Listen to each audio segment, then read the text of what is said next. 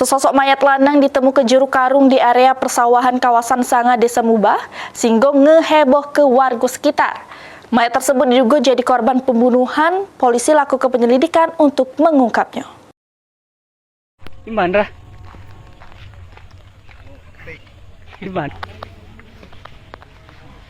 Warga Sanga Desa Mubah dihebohkan dengan penemuan mayat lanang di jero karung di area pesawahan.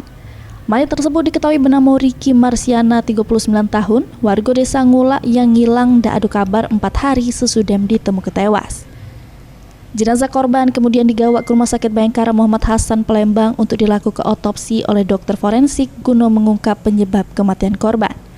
Diduga jadi korban pembunuhan, anggota Jatanras Polda Sumsel bersama Satreskrim Polres Mubah beserta Polsek Sanga Desa melakukan penyelidikan. Ini masih didalami lebih lanjut, namun memang pada saat ditemukannya dalam kondisi memang tidak wajar ya. Namun untuk bisa membuktikan ini karena tindak pidana, baik pembunuhan dan sebagainya, nanti keterangan ahli yang akan menjawab ya hasil dari otopsi tersebut. Pak Jatanras turun? Tentunya akan diturunkan ya nanti mungkin untuk backup, membackup dari proses penyelidikan dari kasus yang saat ini terjadi. Dari data yang didapat, korban tewas di juru karung dengan kondisi kaki terkibat.